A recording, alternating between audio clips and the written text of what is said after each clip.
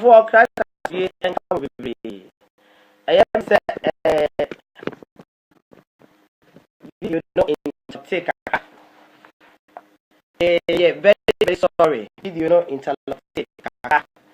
it's more for entry. Swala, na ya bo so na ya bo se de so asana you in take. Na somebody bo so say God has for you any prophet for you who I said ya rest woman to gum. I see any gina court. Na emra e bo so so ban. Yedi edi woman go busy. Esa sa wo hwe niam na Ghana fo asofo any money for the be yeah. This one go South Africa. One mo go memu, one mo go a man and must say Africa so so akata mo chwari ya one gram. And niam na Ghana so for your sabi and you sika sam and bra and pancha one na as and emra and this woman yet typical suffer for you near the prison. Hallelujah. Now,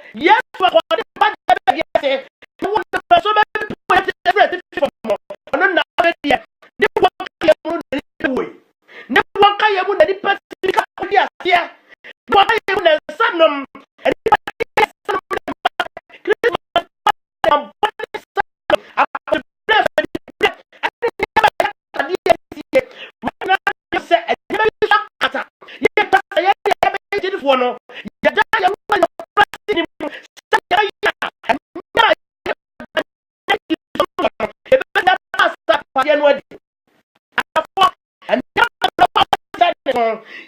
I beg you, yes, you said the book of Matthew. So maybe pray. Or yes,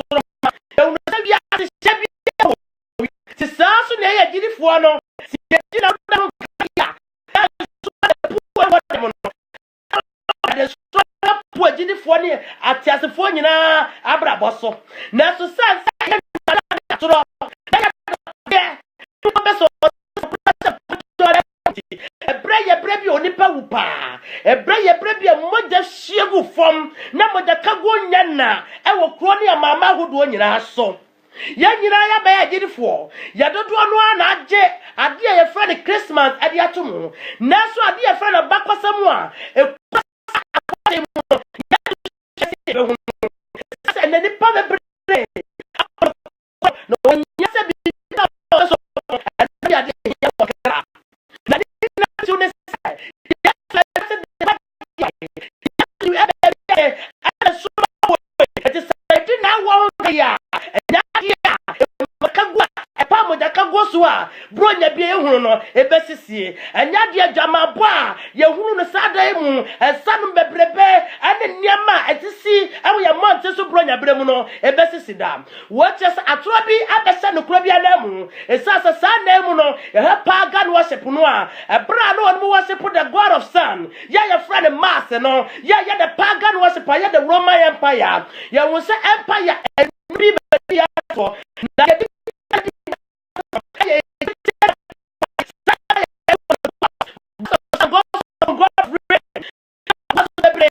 ya no so no Philippians one so ya so friend Christian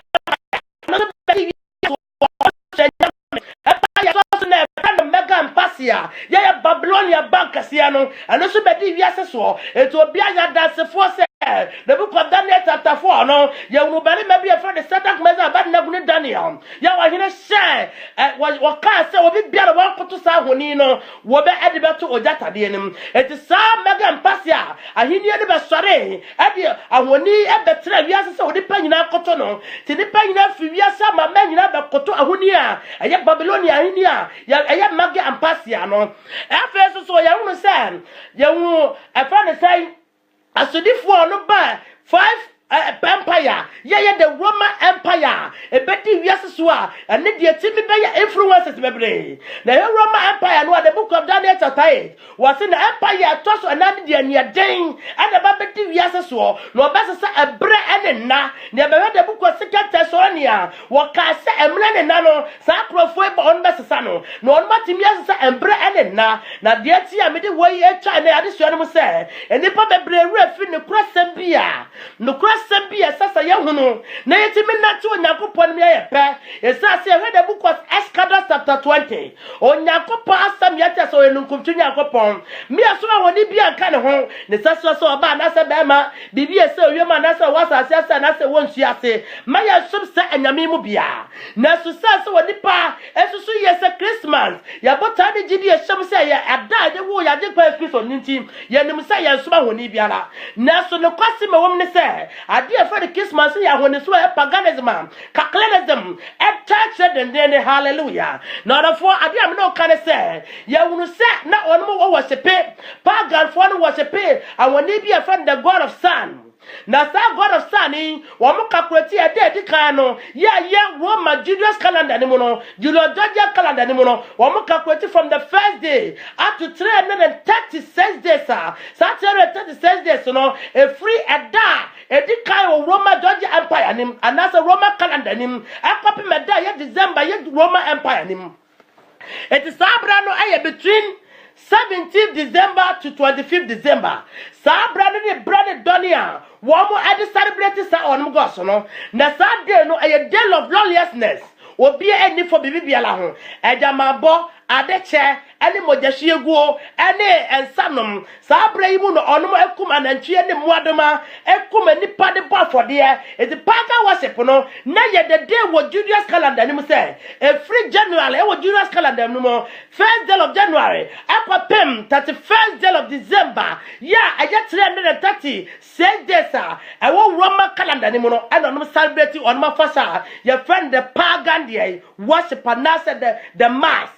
Eti ya unu se ebrebi duria wo 1313 ma obele mebia ye friend Constantino wonu ne the first emperor obe sakra ye Roman empire nim na sa Constantino obe sakra ya no wo ye na dre se wo betimi aye bibia masumdie aba Roman empire ene my friend say Christian empire yimu na wo ye do betimi eti ebrebi so ya ma wo friend 1331 what me afre Christian religious leaders at the Rome no anu yes saye bebre awo Nyankopon twa konko yimu ayiyi twa konko ne mu bebre afri mu na brebe saju ya wo je nadre se anya dia metimi asesa Roma fo adene so wonu mo emesom Kristo na emomu sasakasaka ement enti I was me Fred the Christian religion na me Fred the mass religion na me no ono trase na ye nyina ya ka ya adwiribom enti wotimi afra wo mu 1331 na omo officiate sa brand mu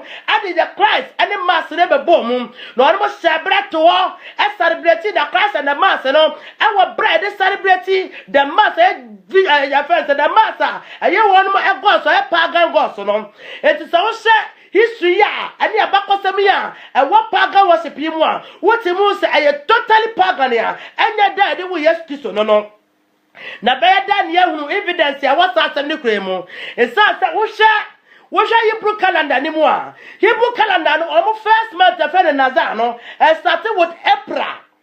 First month wa Hebrew calendar ni mu no started with April aye Nazar eti ebe wo abakosem no kra. Our the book of Esther chapter 3 verse number 7 making kai Esther chapter 3 Esther chapter 3 verse number 7 making kai when yakopon Samuel Esther homa etremi ensa chichemu a aye enso ni ehunu Hebrew na wakasa usonya mi wakomemu a uni bronya bio hallelujah pa wa say abosumi edikan ene bosome Nazan abosumi edikan ene bosome Nazan na bosome Nazan e wo Julius Doja calendar ni mo no eye April eti ya Hebrew calendar ni mo a bosumi edikan no eye April eti bosumi edikan e wo Julius calendar ni mo no eye January eti there is so many changes sanya onyakopon dam revelation so danadi ade che Daniel sasa hinia we beba na ne den no obesesa emra enemre ampala Roma Empire by besesa emra enemre eti wo hye the Catholic Bible no mu obo no say the 10 commandments ne kwan there is a changes Catholic book no na Catholic Bible no ewom na adia ba ko amemo wasa ne nsunim ya show the Hebrew calendar ni mu a first month I fed Nazar no the month of April. It is the first month of the month of April. Yes, the book of Luke chapter 1 verse number 30 e going abra obo for the yin what the chair mele no catch a mele say onyankopon ene monyam be sre so no oba ba wu adenkwa ba wiase no ye wunu se abra one ne kasari mu ano wo catch a mele say wo anti e friend Elizabeth no kwa wanyinsa wa ne mre wa brem ya wanyinsa abosomi nsia eti abra obo for the yin won wadi ade chira ya mami e friend mele no la Elizabeth nyem 6 months. Na yesho 6 months wa Hebrew calendar nim ya be 6 months e wa Hebrew calendar nim hallelujah pa adofo ya tra atro ho ache na bra bia soso nyakopon na homo ni mobro ho so the 6 months ya friend Elo no aye August the 6th month on the Hebrew calendar no aye Elo yeah August eti August ni mu ena abofo de yi ni wadi ade kire Mary aka kire Mary say wo Aunt Elizabeth kura no August ya me no kasa ya no wonyima abosome nsia na muwa so na nkokoro be say Mary ma eti apra Elizabeth wo abosome nsia no na Mary so afa furufufuro eti wo sha Hebrew calendar ni mu a abosome nsia no ya ma me e fa no Elizabeth wo Tebet wo the month of Adam. Eti John the Baptist ya won February ya wo John the Baptist February eti wo share my friends Hebrew calendar ni mu a na se baba wo Yesu Kristo aya no aya the month of the May aya no aya the month of May esa wo share Hebrew calendar ni mu a me pesa me kenka Hebrew calendar no ade kira mo Hebrew calendar no me pa cho estropi enti mamnye ni Hebrew calendar no first month ya friend Nazan. Na first month ya friend Nazan no April. It's in the book of Exodus chapter 13 verse number 4. The book of Exodus chapter 13 verse number 4. The person me kinka Exodus no ma homa no. It's edumi ensa chichemu 9. Exodus chapter 13 verse number 4. What say? Eneden bosume abi atise ose bosume abi etise afolisuo eso na mu free mizirimo bosume abi aya afolisuo ye nyina enim se afolisuo yi aya the month of what? E pacha meba and for me, a year for the Suntimba. It's yes, a Folisio. Yenina Yachi Mono, a Folisio, the month of Falisiono. But some year a year, a da, February of Folisio, February, a 2 will say, what shall Hebrew calendar Imunina? Now, shall Bako Samoa, I want Hebrew calendar Imua. What him will say, and now dark as here, and a Roman Empire, dear TV, yes, a swab him neck. A truck as here, ya worship one more and mass. The God of mass. Ya worship poor for Tiamo Frasiamu, ya Marima worship poor, ya Nanuma worship poor, ya worship poor when him why a Brian Nimoche. It's such a empire bueno, Nania ding, or better say brand Nababri. It's Yasha of Falisua, ya will say about Somia, a year of Falisua no mono. It's Yaka the book of Escados chapter 30, verse number 4. Was saying, and that day, Abosomi Abbey. Tessa of Folisio, and I'm free Mizim. It's a bra. Is there for every Mizim? I Abbey. Some brand no free Mizim as accessor. A bra free Mizim as accessor. I have the month of Abbey. It's in the crowd that say we yes to Christo December. December, ya we yes for December. It says Jesus Christ is a Hebrew boy. It is a calculating the age and the month of Jesus. You calculating in accordance with the Hebrew calendar. In the Hebrew calendar, it says a brother who yes to know, not one when you're under the influence of the Hebrew calendar. It's Yasha Atura, I did not die. I did yes swamp, and my Yasuma was some summit Yakopon. Yasuma was some Yakopohi. Yasuma was some summer men, one poem was me as for. I was some sumatumu, Yasia was some year, I was sorry, and a good year, and in Kasa, and in Tomaku, say I did sorry, I will yes to Awada. Ya de soli yeso awoda when atura and aya nada ekoso ya had the first month nada nepra and what the book of Esdras chapter 13 verse number 4 after you heard the book of the month the second aya in Hebrew so says and no see a me na me ni mu ne wu Yesu Kristo it says so before ni in what did Elizabeth no let Elizabeth enyim 6 months dia Elizabeth ewo the month of February it's about who Yesu Kristo the month of May that's what 6 months hallelujah after of war atwani na day e koso wiase mama nyina ato to say na be ye nyema bi o wo hye abakosam a wo say Israel for no wo mo yusu one calendar and the church of Bible mo abakosam nyina it is say yes onyankopɔ ase dia na se ye dia konkon ne ma ene ya konkon na ne ya konkon fasa efriti ne enwo onyankopɔ wo fin na ye nokure to da emfa kika wa bia na ka onyankopɔ te ne yo no it says na nokura eni ho kontompo be de hene and na so fo mpo na ji Christmas atum obetimi ka saane se ya nwo Yesu December kora ya nwo 21 December ni asi asada ebe ye nka ye de asi wo e de asole Yesu Kristo a bani be no ma me papa wa yira or for wa yira it says a look low etimi san kontompo and the Bible me ati say the Deuteronomy 4:2 was say ye be free famine ka ho eti ya so Hebrew calendar ni mu a Yesu Kristo e woni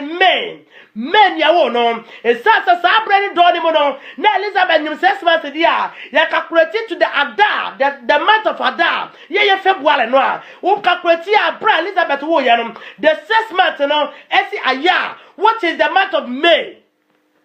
it's out for me and now mom ye say ye nya woni som and ya bosom so be na wura so dem and na wura so dem akonfo free fie ba be sisin so that tim akonfo botai e sankom akonfo abafie sa say so akonfo e sa say celebrate the festival of pagans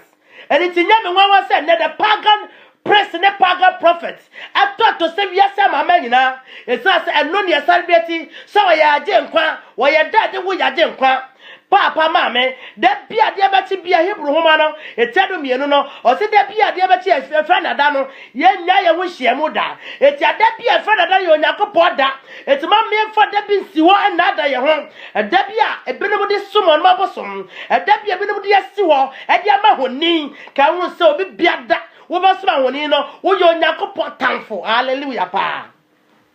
eti wenti na nano abosomsom enye ne wubio asofo mpo aya abosomsomfo asofo wonmo na ekom akomfo abaye asofo ti wo hye niam ekoso nyina la ye di Christmas dia dia na mo wonwa say the gods of mass obey influence on one adifo so on mo ni wiase so esasa no ne yasom no ni ato ya irade ye nyakopon ne nkwaje sa ne tene ye intasa gese na kyene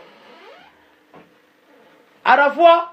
the American say no kura wo nyakopon semo no yetimi nye bi free fa bi ka ho menye ye ti so your Christo ni na say wo di Christmas ka wo say wo worship the gods of their mass, the gods of the mass, the pagan gods. Yeah, bra moja shiegu enyena ti so ya sa bra ni mu a no no shie mojagu anything that they do Christmas bia who say moja shiegu bebrebe na ekoso wiasa ma manyina mu accident na nipa ewu na ye shie mojagu esasa the time to celebrate the pagan god your friend the god of Mars and now say the god of sun. And for me and now see how Yesu Kristo ampa na esa bread do ye enkwaje ne kaya da ewo Yesu bread do ne mu a me no bia ni nyina ye no kafo se enipa nwu sei emoja enhwe nwu mpa moja hwegu so accident mpa hwe nwu accident so esasa bra ye wo adenkwa no ewo de ko Matthew chapter 2 no enso ma bi pie wiase ama wonu mu ya wo ti fifam no ye nyansa fo baasa no eti bi hu so ma ne dia che dia sala so da bra pie ye kaya dum owo na wo da kaya no enso ma be sare wo soro mu no nkrom ni mu eti atora abekata nkontompo so emenne Kristofo nyina esombosom Kristofo nyina esom the gods of mass.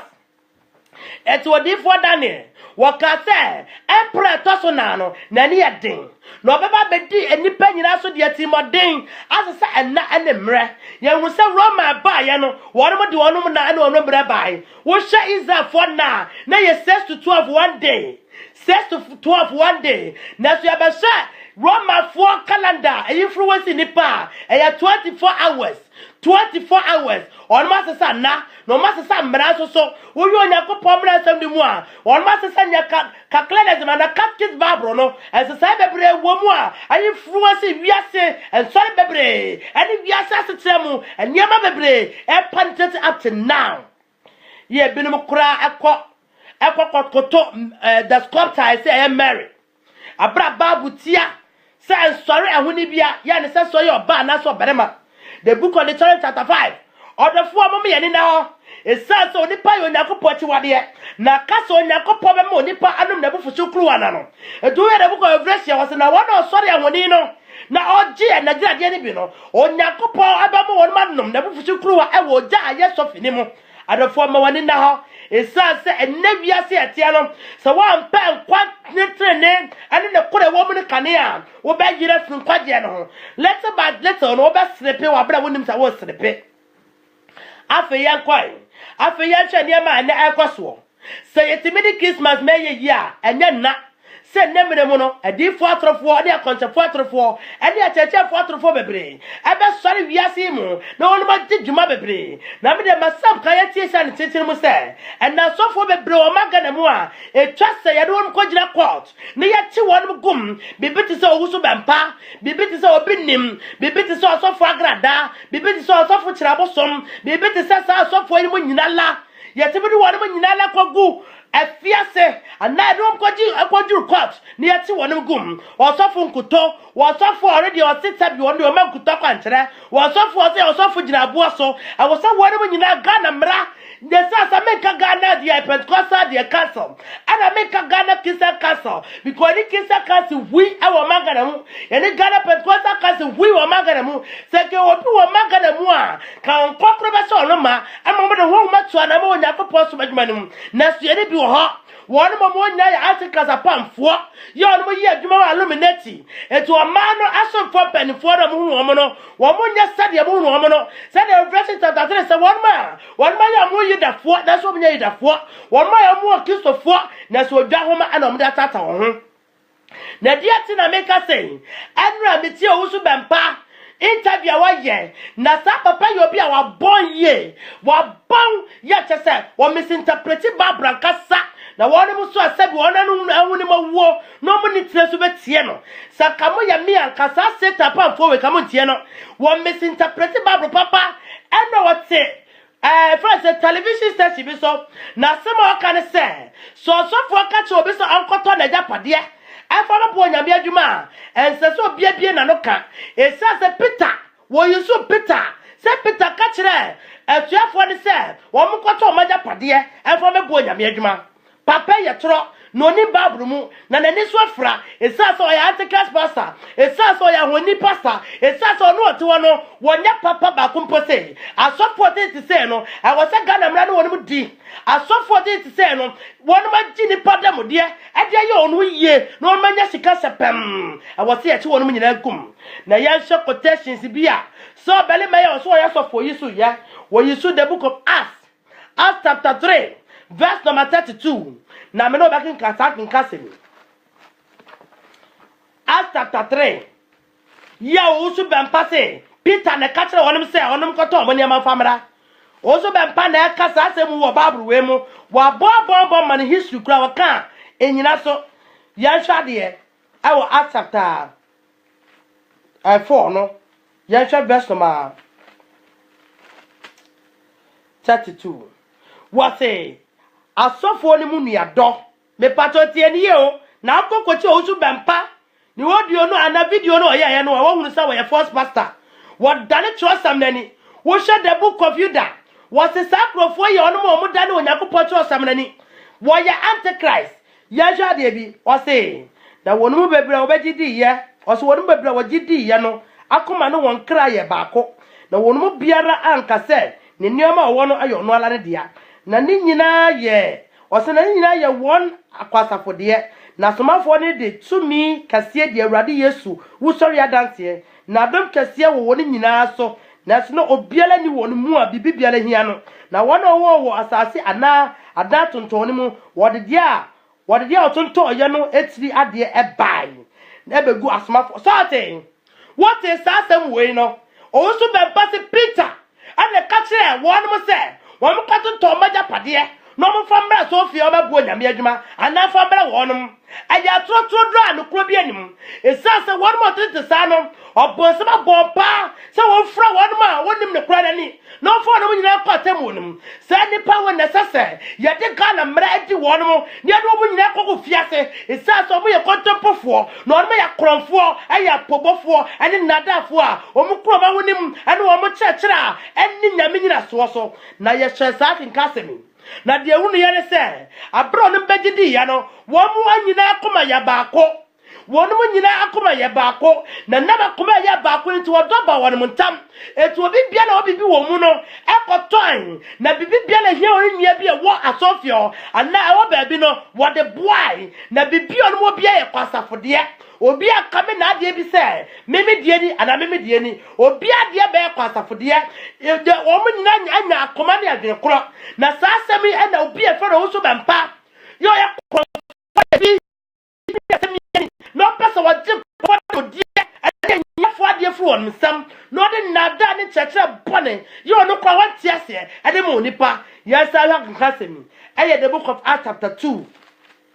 verse number 42 or esa ewo ho Acts chapter 2 verse 42 o so bempa wa bon ti sofo se ba mu ni nachi what say no kura somafo ne kyerɛkyerɛ ne ayonkofo ane pa no bubuo ne pa bomu ara na ehu ba okra ne nyina so na somafo no ye anwade ne sankyene pi na wona wogidi ye ne nyina hia faako na won niema nyina ye kwasafode na woton wona wonya de ne won niema na wo chemu ma won nyina sede ehia obiara na da wode akoma kro hia wakasa wode bra sofo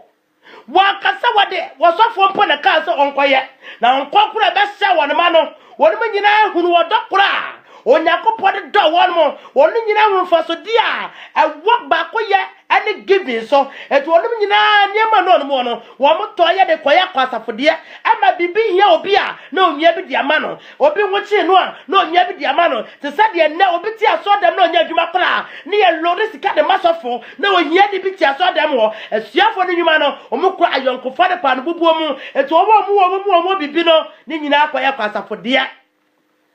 eti ehunu se ade a emma won ye sade on kokura se won ma eti obunyina hu omu so obu ye baako pe eti so obi wo pa no obu mu baako obu pa no mu no atecha pa no na anuane ma ofidie mo nyina anya bi na so osofo wo so bempa se eye dala se wo se akwankyere ti osofo bi obi akwankyere so akwato ne fie na japade okwato ne kasin famra etese won pakoni tie na obi biara nka ho asem etese won tiata je obi tiata ta etese o kama no meba so oya kromfo esa na omusuba na omu ne yote etie won se wo sabe isu quotation bi awo the book of Matthew na ahokra na ya me nwanwa quotation no be isu the book of Matthew na wo sa de be ka asam na wono me hu dwene me hu se oya kromfo ya wo se de ni kwagina se ni bia na so wan de ni kwagina se ni bia ya quotation ba ko isu ye eno a me doto na sam no awo me book yi mu baabi na me pese me yi ne o ka ye no pefe na me kan dalet se ne be ya me nko eti se ne ono aka no eti me pese me yi free me book yi mu eti me book kura ono nti ma me hwe sibi o si afa kan no na me ncheche mu sala pese me kai free baabi ono aka sa de no masam no na me gina so na me dia kan aha di osa aka ye nie wosa se obakurani bi di sika ba so ademo na Yesu ankasa o ya bakurani so ofa sika ne nko eti se asori fie se osofo ka che obi e woni bi se won fa de owo mela ese so obi akasa ese se Yesu kura anka che oba so okurani first and foremost Onyankopon da ba Yesu Kristo woni mo okurani no na wanka che okurani ni so okurani ko fa de owo bra Wakante okurani no free giving. Eto ya the book of 1 Corinthians chapter 9. Wase Yesu su yakoma mu niama. Eto okurani kale no ho na de wo no ana wo de baye. Na so Yesu Kristo ni. Eto ya the book of Mark chapter 12 verse number 41 up to 44. Obakurani de ne pekwa asofia na bro ko yesikafo yi woni sika. Je ta busu odi gum no. Obakurani de kakra wono so afri akoma pemu edikotumu na Yesu kacha ne se obakurani ya for bobo ya na so nyame ani asi yeri mu nyina de na so osu bempa asasi ye chinitum sasi ade ne kokot osu bempa obinim agrada ene osofu nkuto ochira bosom owasa wonu nyina de wonu go prison esa se wonu eka no kwaro samane na ade ba ko a ye hu ye se obakurani ofini pem ne de owo ede koi wasofu bia musano wasofu bia nsano na so Yesu ani esa se na forasi ni saneku fodo de won manya na buso no ana mo de baye but obakurani de fi na koma mu ton ana wo de baye esa no Yakopon ku afore body afiri wa koma mu na fi ni kikawa ni mu ti Yesu ani ku na afore body no ho na anya Yesu na ka se obakurani fa de awobra na so osofo ese se Yesu anka che obakurani ni se won fa de oni kwa sa asu na so no ka che obi e wo mobo so ko fa de japade anara sa se famra mo obi anka se we di wo mobo sofo wutirawu wuni ne kura na ne kura no munti atemo da achan wa kasa mu was sad in the book of 1 Kings chapter 17 1 Kings chapter 17 verse number 11 up to 14 so oba na kom kesie esi o masa Samaria so na kom ninti wo baby na duane akaketewa bi na duane no oba so ne bebe dia wu esa sa duane na aka na Onyankopon ka che Lazarus onko sa oba ne fie na onko no nkodi di o na onko oba ka se di aka ni one ne bebe dia wu na Lazarus ka sa onfa ma no na oba fi ni pem de ma no na Lazarus ka sa onko gye nyina ane ne ma bebre mra na oba nya gidie kwaye sa ne esa no na aduane ampa ne fie da na so fie fa no so ba petimi misinterprete Bible yi scripture yi miensa interprete no onu akasa na kochi bra ne na hunim ne sika de brenting adofo wenti ne yakacha mo se and na ho me di wiase so no the gods of mass ali na di wiase so enti na wo ma wonu mabusu wabusu kasa yo no ka no kwa no wabusu sam no so wo masa woni ne abo otoso mienu no wo ma no anu sa onfa kasa no ka no kwa Yakopon no wabusu sam ebi no no ya no wo no ka no kwa Yakopon no wabusu sam o mo de nkonto pada ne kora ye ne mo nyina sese bo hu no onwuma esasa wo ye pataku edi enti no so fo beto maga na mu atimi akache oni pada sani se reverend sabi na pass enwi no famra so adam na ya reverend pass enwi no so for obi aka chen say raw pants eya kwankyere no bia one pants no so for aka to be say kiss me eya kwankyere no bia kiss no was so for to be catch obi say one for pants any bread yamala emeya kwankyere no dia ba no dia kwankyere was from okobra na for ya kwankyere no dia ba no ya kwankyere no so for to maga na mu aye mojafra ene ne yiri nyi odi na chi awo arafo when niema wo so hunu say we are not worshiping God, we are worshiping the gods of mass and anything the Jews sabre wenu a no ni panyina ni age sa celebration timiti awadem celebration timiti abusuam wan to atale ama metimeja wade wan to tema ama metimeja wade celebration de totoya afafa wudie ne kroya mabusua biara mu etenne samba si wadifo ene gu omagana mu ye hwa atrodefo a egu omagana mu a ye hwa bibi wo the book of Mark ya kwa the book of Mark me pasa me kenka bibi wo ho the book of Mark me pasa me no ka the book of Mark chapter 3 no kenka bibi kaka wo ho Mark 3 verse 11 e pa cho bi o Bible no ye fa kwa Mark chapter 3 verse number 11 me kenka onyakopo asem awodi for Mark homa etira ye me nsachem na o say emu atitiri oji adamodi ebu atan na emu asofo oji akatua kyerekere ebu asofo eji akatua ansa na onu ma kyerekere and they say fa bibi Bible school na ababa ye business a big business center and obi apeso ko Bible school ni e posu ni ko satabi ni akwa kyerekere ni atua ne ka osofo bi abeso ni pagya besi wasa for de biom osofo bi abeso ni pagya ma se aye de ma rade biom obi abeso wonya dwumade no so mfaso et wonu ko school ni apostle no et woso wonu masofo omoji sika kyerekere osofo tibika sa ne pia de ma me no esuanti metimi chete mateme ho osofo tibika se a branch omode be kwa ye no minya sika awon members no omo ntoto so dudu awon ye kurase awon minya shirt minya edie bia etimateme ho masaba kra miakata mbete masore etodi fo ma ka homa no etira ya miasa tichemo yedu baako wo so wonu masofo no wo muji sika ansa no ma kyerekere wo masofo ji sika ansa no ma kyerekere and na sofo na bie Bible school asofo na bie Bible school na kwa aju sika pepedia ni a church onyago pasam asofo anu mo bie Bible school ma gana mu anu mo church nkrofo ji wonu sika se wa ye Bible school no mo bie mo certificate se wonu mo so fa kopa adwumanye wo mo certificate so fa kopa adwumanye na susu apa so onyago pa hu mu na ate a onyame hu mu na wo kira ana onyame hu mu na abo posa se fa nkwaje ne ma wo be ma obi abesua Bible agene sika wo be ma obi abesua Bible se Bible school ti tua sika ade na friend Bible so fititinyira na ho ye hwe de yefo ne ma no a ne ye chechere wonum ye che a free aheme na community abia tamoso Samuel mo ali anu nyina di fo ma no ye chechere wonum e ko anu be fo so ye di fudwuma na so ya ru obi biara sika na so na asofo ma ga ne mu no ye timi atete asofo school ya tete di asofo school ya ye digi sika wo ko school no ye di sika wi ama certificate safa ko pa adwuma ye etu obi kura certificate a wodi wura sori we mu no de wura sori we mu no de wura sori we mu pa adwuma ye adofo mo nnawo aya wura wosam pa na ekosoi aya anibresam na ekosoi asam awrawo na anotimi kasa busu sam ye ani achiwade ya wura seja konkro bia ho achiwade ya bo man na eja konkro bia ho na ni panyina emfa ho so wodi patimi kwa Bible school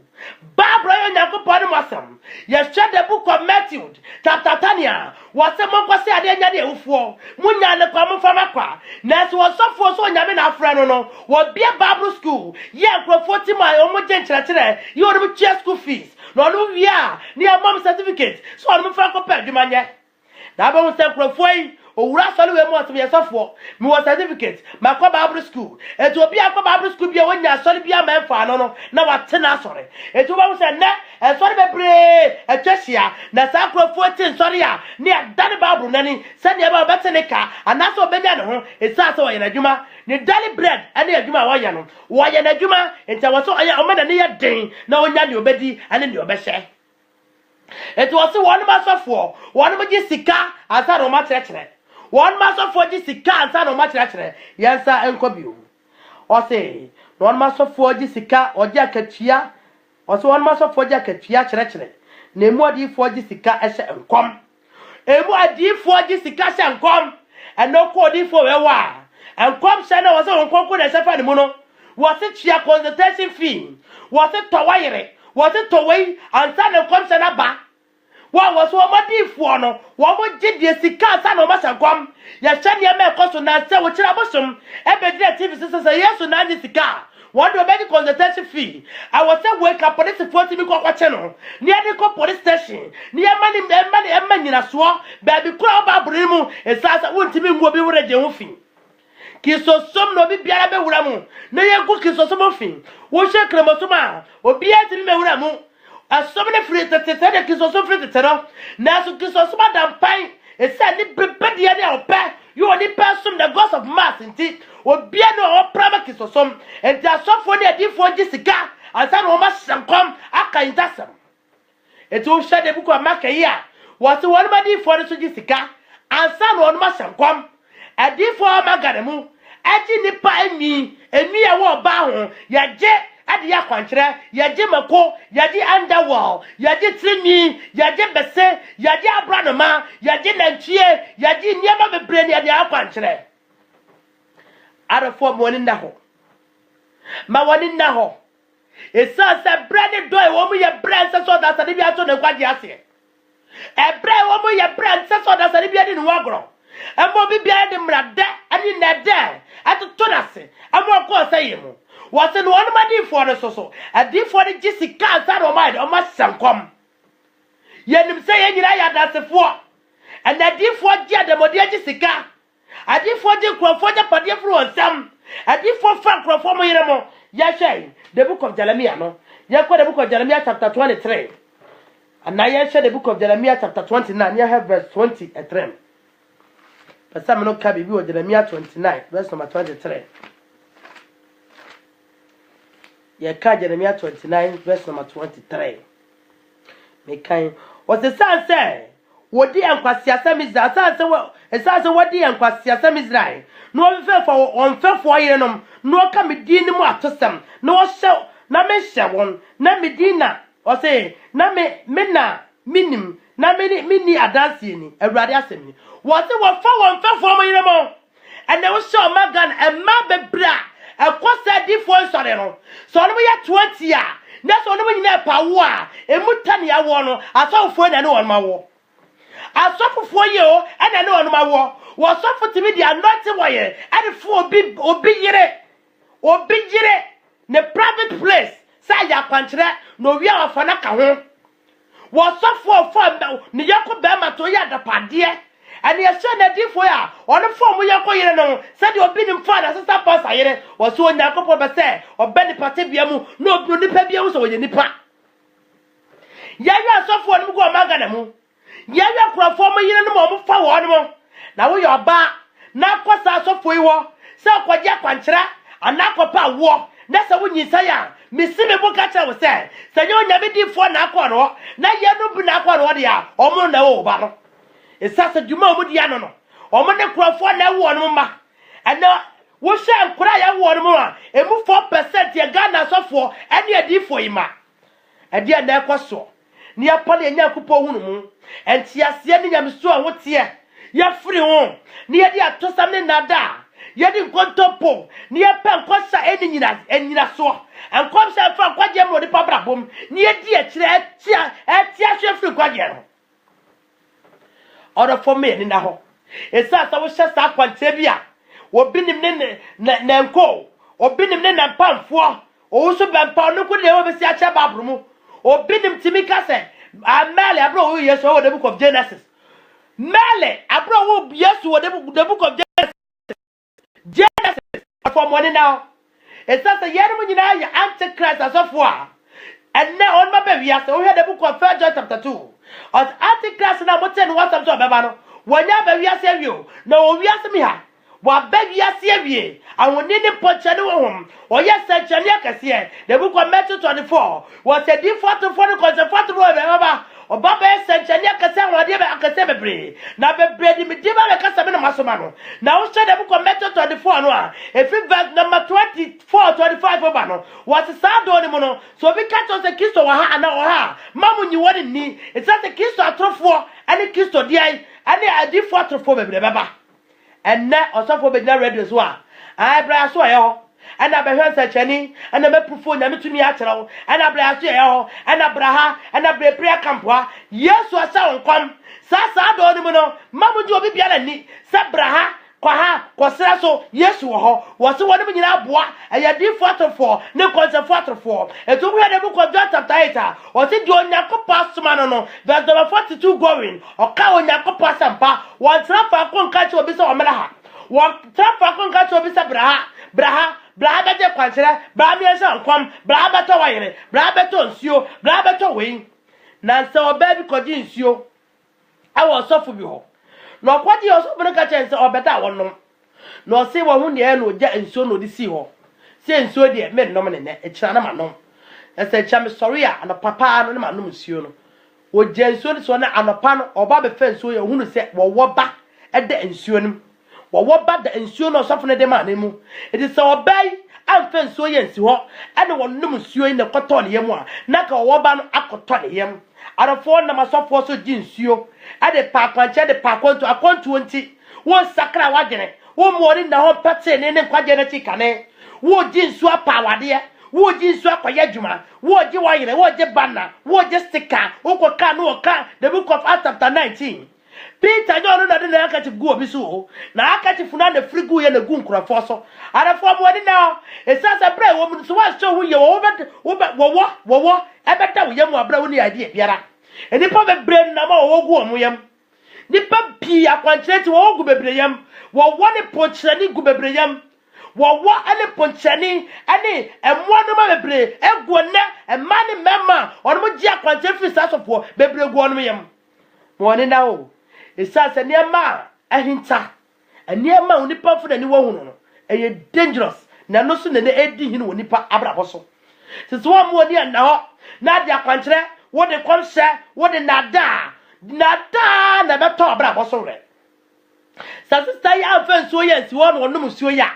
ka wo akota ne yam wo ye the book of Isaiah chapter 55 that verse number 1 was the main question me question first ka na eto bla beto me question ni bi ada na okari sika koto dia emem dia anya wo se na okari sika koto na so nyakopon question ne tene no wo se anu na ba me na ba ma da kwa da so be ko obi nim ho wo be ko usu bempa ho wo be ko obi e fe no pambo ho wo be ko obi e fe ne kirabosom osofu nkuto osofu agrada ho akwa di ensu ato any asofu bulldozer, spiritual commando, spiritual air force, spiritual military, and any idea kasia, Abusudin, the book of Revelation chapter 13, was Abusudin, and what Abuano, na bebe do no so. Mamma money down. And now on by us for Musha Dibi on the bar. Musha dia kasia, Abusudia on the bar. Babo crowing, Babo, and that if we are bending Babrumu. Yetimi kotu babro verse etimi chacha babro mu yetimi ka babro ayita sabi anchraw yetimi ka de sakra anchraw wo ye John wo ma etsa ye no che John chapter 8 verse number 47 was it the onyankopon asoma no oka onyankopon asam do onyame asoma ne ko onyame asam you heard it for Isaiah no Jeremiah no Ezekiel mo you heard it for cha buko nyina onyankopon intasama na onyame abuso so onyame kokobosam na ode mo ma no na so mo wadi yefo die wona mo nka nyame asam no ko munim Bible verse ne ko ne ba bi e wo abuso sam na da atiatiamu ane ka tatashe ane de ji ni pasikadie and obiti aso dem no won tuata temasofo ne ni abrese kotomoja momo mani na ho sase twabere ne wano ha ya wodidi hu agro e kira sasara to ba to ni bom wadi ni uzo wodi wonim sa kira beba na so e kira sase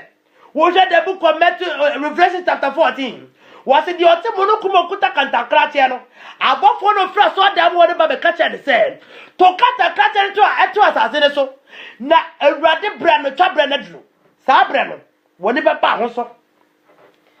sabrano one never bounce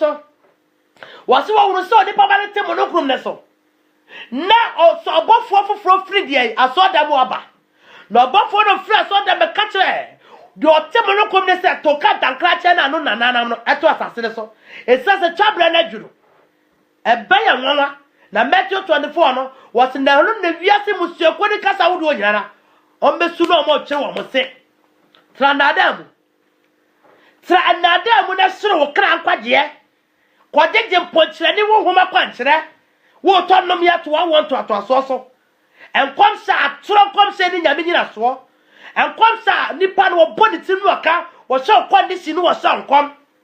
wo hwe situation no so nkom komodie no so nkom ara fo mo ni na ho esan se ebrebe ne ba wo ba mopo afi ye hwe the book of Jeremiah chapter 40 verse number 14 adi fo atrofo ne kom se fo atrofo ye hwe won mo ma woni mawu ye hwe 14 Jeremiah homa tedu na chemdu na yenko nyankopon sempa e wo ho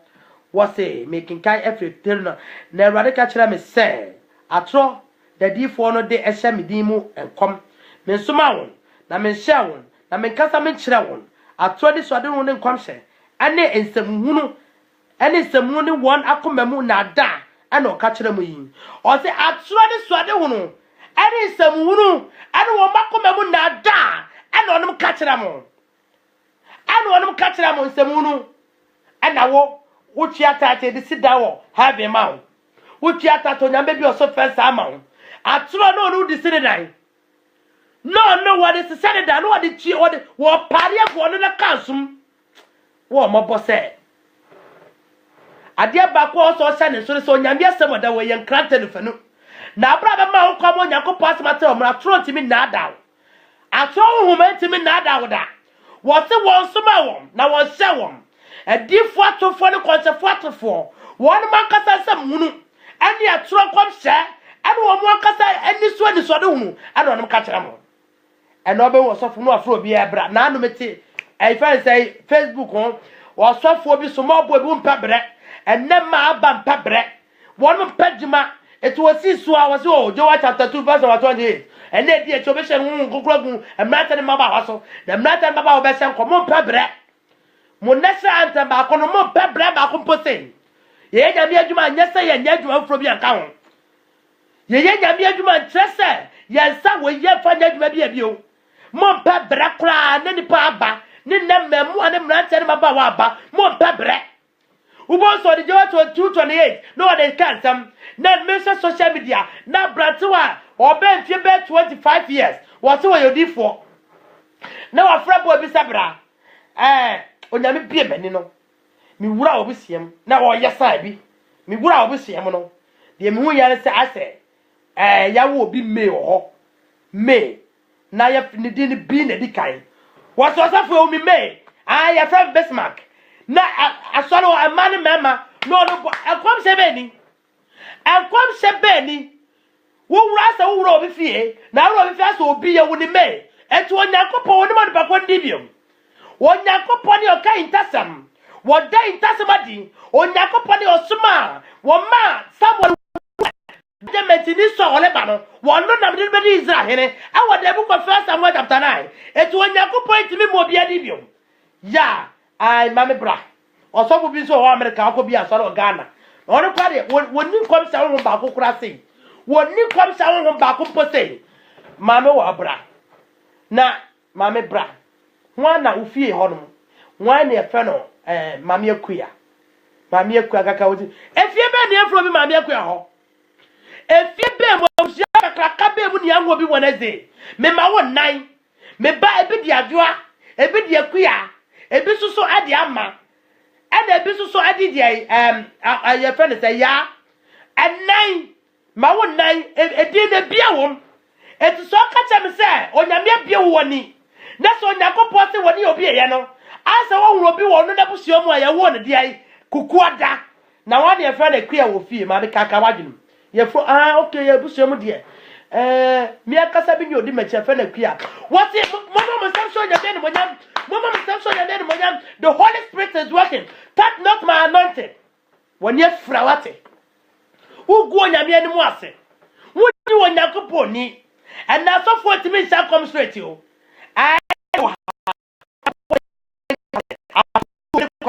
I feel the month of seed obi wo hanom or sale we aso sale we ano teso onyame ahu na we oni pa bia me pese me bo di wo boa esa se woni nkom se bia ma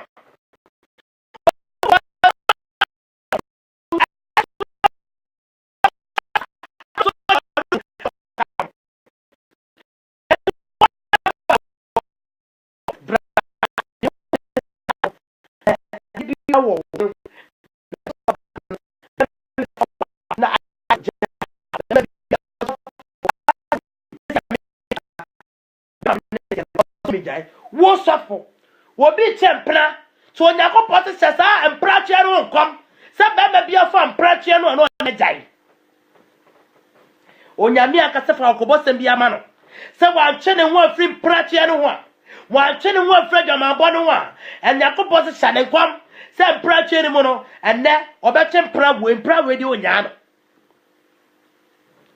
adafo mo ne na ho na wiase ya tie no ye wiase a ye do and die.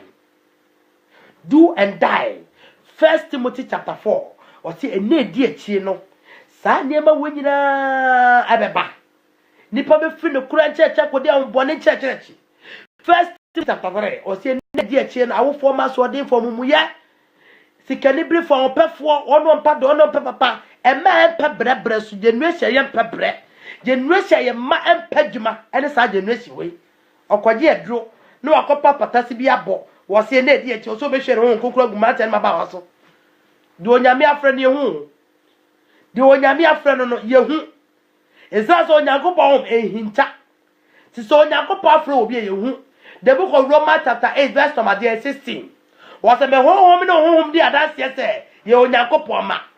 eti wo se onyame afre ye hu ma piala se mudi agrada spiritual commando spiritual buddha spiritual Schwarzenegger spiritual I find say Van Damme ne spiritual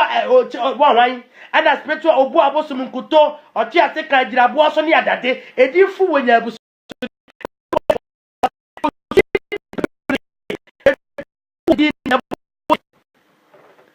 atoni na adafo na moto ada ho obi ni Bible ko ntimi nkan na nipa di we achi Ghana for mo mobo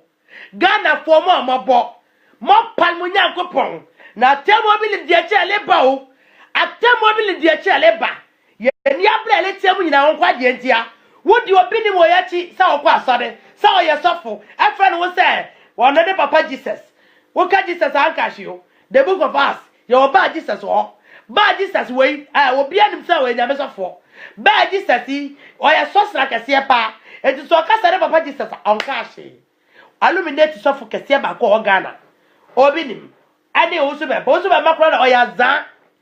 wasa yaza ono anro besa wo Ghana o so ma wonum arafo mo ni na ho sa sofo we ni mo wasa ka Ghana fo mo boa mo ho ano Ghana fo mema mo de mo ya macho aya langard akoya friend say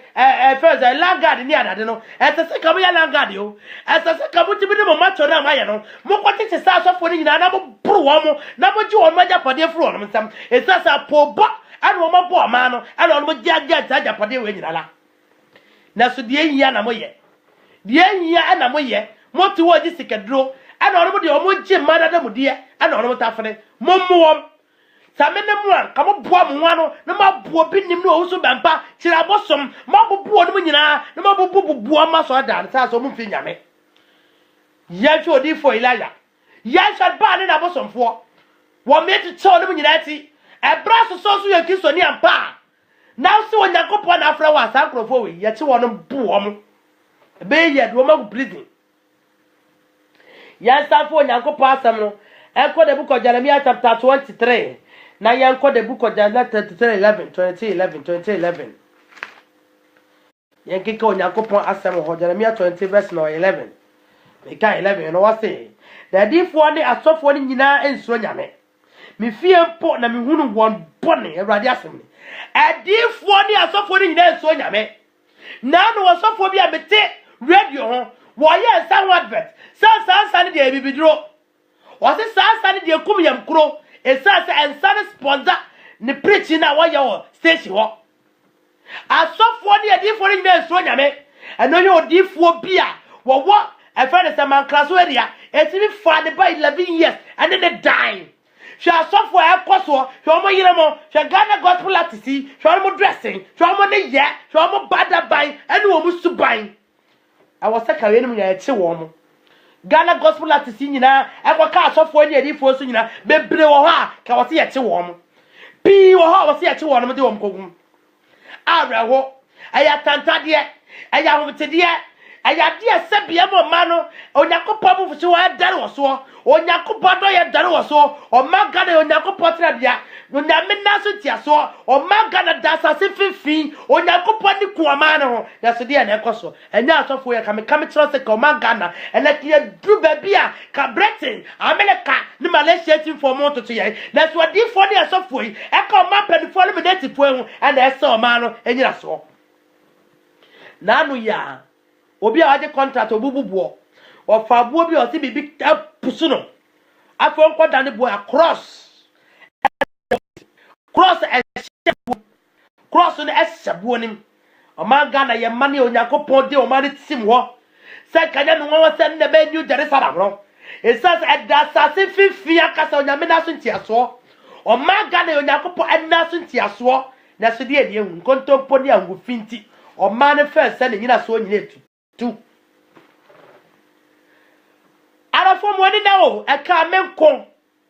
ka menko sa sofo ne adifu yo on ma ba wo priti wo fa na meboa ye ana mo sponsor ye ana mo mebo ebeja obi asoma se ko priti wo fm ana mo mebo ebeja jai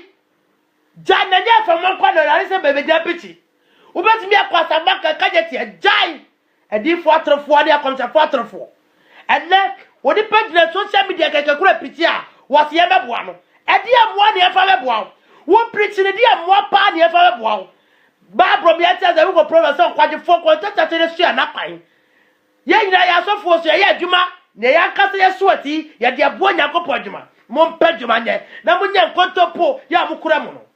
na di fo ne kwa de mete wo no mka na makoma ehuru wo mimu esasa Onyankopon ni mo na wasoma won na Onyankopon so no oni ni kita ho biara esasa onu nya isa Nyankopon de ya the book of John 8:7 o se de Onyankopon asoma de ko Onyankopon asa ba edi fo ye ntimi preaching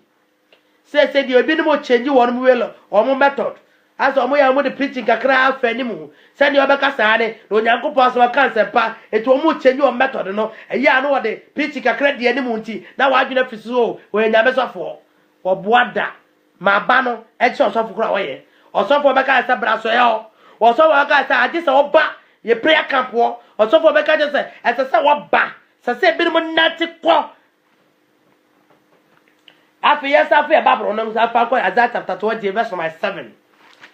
Isaiah 20 verse number 7 edifo abronsa edifo ya wensam wojira wonya wabo osofo na osofo fo o mabbo ene ti na obi kura timi kasa fa pants asi achenchere ne bra fa pants di asi achenchere na fa bra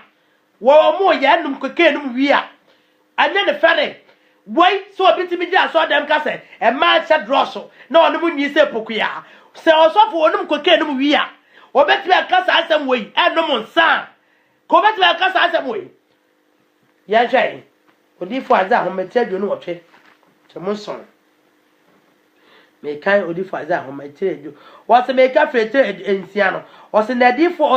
odifo Yeremia ka se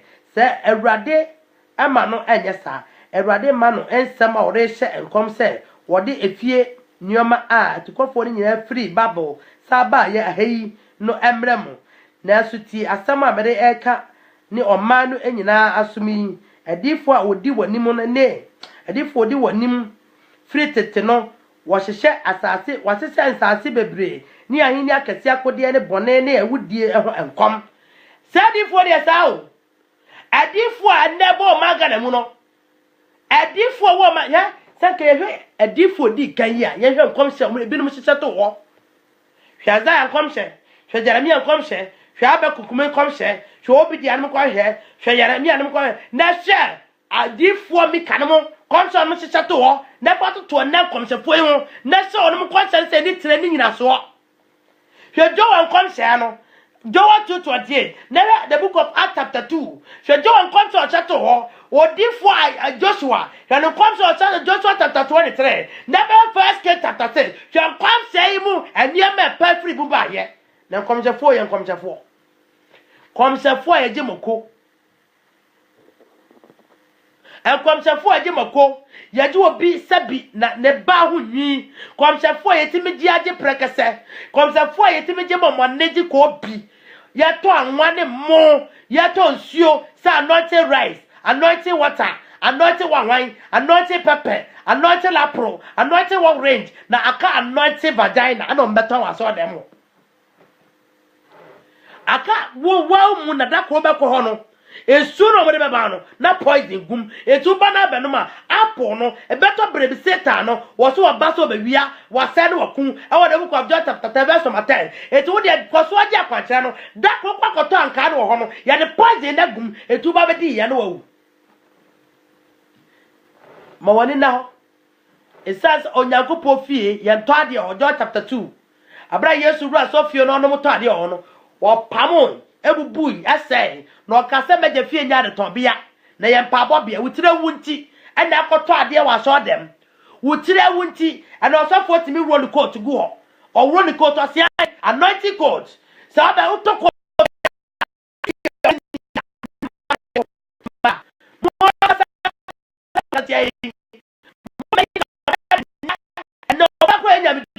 ni ya soriatia no ni ya kutia no mwa be and then make a benyu so no different that nefri ma ya be wiase mo e ma ye panya me som e ma ye pa ye petrene na de pa ne se ma me kwaye na minya wo kwaja kwanche kwaji obi kunu bible he fa na ye kire ho se kwaja kwanche se wo mpra no kwaja kwanche se wo ka bibia na okuru di wachi wo jimi kunu no na ade so okuru yetre ya okwa gina sofo di ada sesa papa ana me beto apu ni bi no na me kunu otie masem da se me to apu afi da me ka se wona na wada me ka se wo sore no me yire no me ye ba ma na me yire no na me ti se o gina radio so di sa da se no sa da no a me chawadi go so me gu me down what about no ha ada for me fa Bible read anko bi ya genka ya asem ni bi e wo the book of Isaiah chapter 55 and now yemfa ya asem no en jump emerson ko the book of Jeremiah bio yanka Jeremiah 6:3 Jeremiah 6 verse 3 yankinka bio Jeremiah chapter 6 verse 3 making kai differ me on metrens ya chemiensa e no be hunu be wura so dwu a wo de oto wani ya hwe obi ni masore e ma do so mo bokuro e ma ba mma ni na mo bokuro na o mo tuo no mo kuro mo ko na o mo tuo mo kuro mo ko na o mo to be won mo na wo yire ka cho se nko di fo bu a wo sa wo yire no wo bo no bisa it says o ya bon sam o ko fa no mi abeto so sa se ga na wo di fo gu no e we no mo ti e di fo papa no kura sa ba e bone aka ho e sa se wo ntimi hunu papa bia ho Jeremiah 10 verse 3 Jeremiah 6 verse 3 Jeremiah chapter 6 verse 3 wase mohwefo ene wo wase mohwefo ne won amuakuo beba ne so wasisi meka Jeremiah chapter 6 verse 3 Jeremiah chapter 6 ma we say ho a ma me say ho a Jeremiah chapter 29 verse 8 and 9 Jeremiah chapter 29 verse 8 and 9 aha Nabio 8 and now was saying 8 no was saying nasa asofu ozo nasa asafo awrade ize nyakopon sie ni moma modifo wo mu no ene mo nkonchefo ne sisimo na muntie won daya wole soso no na atromu ena wode medin ehye nkom me nsoma won awrade asem ni wose onsoma won atromu ena ohye nkom ne kiremu ena maame ene me so da bi fa ho pa na da ya me so fa ho no Oh, sotola basandere basotore. Bantaraka sotoroba no ka say a Latin, say a Greek you, say a dear you, and some fun kasa, ya no den on tiasie, and some funny se hunu kasa. So to the book of Jeremiah chapter 23 was one musem no money so this one who on katam, and some hunu song, one a mammy and the diama swafa hono, and that when you go pon at the mugura home. Oh, sotola katabri, mammy fast up to me, I am poor boy. Uwie ya ose bafo de so a seed esan se onyame pese onam honhom wo yitra na wasai ti onyame besai da ya no na wagye usika kakra no a okwa na wusu wo sofo wo kumi o ena dia we ka china na de mama frya ko school nyame twiaka so mother nya sika nko school a na kware de kom ko school abla de sika na ma D4 no nyame twia wo se wo nipa naka nyame twia wo so D4 nya ta onipa naka pa ena wo nim ne tie ehia mo no what you need here, Yamono, or so for so malato number. What did you swat Jenny? One can say you swat Jenny. What for 1 million, bra? No, 1 million, or no, the amount lotto number. Nothing to know, no dear. Say lotto man number, the Sika Musa, no bet me in the Skakasia. One no more than Ghana Commercial Bank. And Mamma dear, don't come over Sia Panko Chalotonina. No, yes, is Kenya. Answer why you know. O could you lotto number 1 million? And the house in the China Mabono. What's an apple member police for you? Because I can't just say, but I lotto number. She able footstep a woman no. Able footstep a woman no. What will cause for office who is no be him edna saw them with Isika. Now was a sa one cast out separate our tongue. Was off for Isika, or rather a magician, or sin sunny Eduma, Eduma power catchiapa, or so for Isika mount. I was saw them. No so for them Sika edgy, Ghana so for so Musika year. I don't know Ghana said here to say. Now, so for the Yisika, near French capital for. I saw for the Yisika, near French Ghana cat. I saw for the Yisika, near Bosiabo, while we trini ho. Till I want to start off within our saw. Namu ma mokwa so for so wouldn't ma and na bompa ye and chile gugumu yam and ponchani wa and so near prona monomono. As also ma I will yam a gia, as so ma baby womo yam. Namodia monsa and mu one and pass over back. Munni some. Sa so for no money na mo sa no ye hwe Matthew chapter 10 kiso yesu mo kon mo fasika kotoku mo ba say ade o wo benya na efu o afi sa pa na meka o media ma mo kwa mo so mfa ma kwa o ka so no nya ne kwa ko fa ma kwa o nya me so for papa bi o jiska na won wo nya ne kwa o wo nya ne kwa wo wa hyade wo ho enti wo de de wo sama ye original no wo je wo de original no a no de ne de fake na bia seed wo mu Ujina on akwakoji ya Zephaniah chapter 3. Zephaniah chapter 3 verse number 4.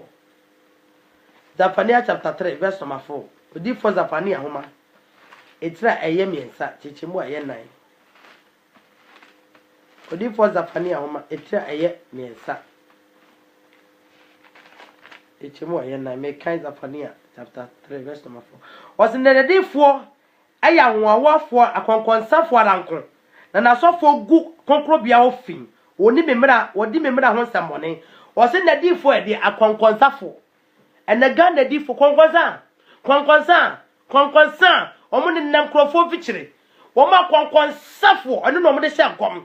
konkonsa ko ro de hyenkom wo te ya na o de be hyenkom o sister ya wo ko ni kura ja no ai se ono obi ani nkomo ono ni pani di nkomo wo hia na sam wo sama bebra unyame abi mani de mu ya so ne be ma bi abre wo ja wo ti wo sofo we are so for no say me odifo when me odifo ha no odifo bia baby a ono ayi asore no odi apetesi na che direction waso ju baby a mame ne to apetesi no a apetesi na ti pe na ya so no wo di apetesi chap direction e di afutuo na adi ama mame no to apetesi no wo ka de book of Nehemia and say the book of Isaiah chapter 5 was ensan market ti ono fra Fransa afi di Abakuk chapter 2 was one more no nsa no mo yoku bi no mo nwie and I was so for bit petition on na wo de wo direction some am no badu no petition no am no petition no wo bu sa no be cha ya so dan what to no for na how there's all the why yes about what the petition one my yes about how no na cha kwa nkyere wo de mo nkoso na eze nyakopon the deal of the Lord back the book of Zephaniah erade da kase na ba na ho na mo behunu mistake am yedi this house of we yachi na no Ghana ma na mo de mo ni mo asa mo de na na obi ni me ne osofo ba ko say on be kire obi o tumi eye plan work o eye plan work o mo ye ba ko pa eye plan work o mo ye sa na mo adura bom nso ye o ye ama e fe ne say kwakubu nsam ama e obi ni mo tumi na wo de mika ko no eye plan work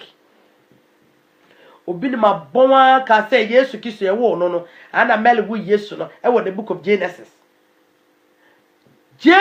na afi wo be ko tukura ye wrong wa mele to Genesis afi ye hwe wo so won madi fo ya konkonsafo ye ka the book of Zephaniah chapter 3 verse number 4 o se na di fo ne ya honwafo konkonsafo ananko asofo no gu konkro bia ofi and na asofo gu konkro bia ofi atro sow a seed. She sow a seed be a Yesu kai be. It was about the kingdom. It was about salvation. It was about repentance. It was about people understanding the purpose and the meaning of this Bible. Now so na ya so for idi on ma go konkro bia ofi. Sow a seed part me be sika mai. Sow a seed abe sika abre ni nyina so Bible mu. Sow a seed abe sika mai ma me mo ni na ho. Ma wani na oko so asi da kopeba no so for no maba so for se ba afode no nyame mi wo betimi aba afode wo a wote wo no betimi aba afode mo nka ba abro wate wo wontimi ma afode esa sa afode ne abo wie afode ba ko pe na Yesu abo no wo hwe the book of Hebrews chapter 9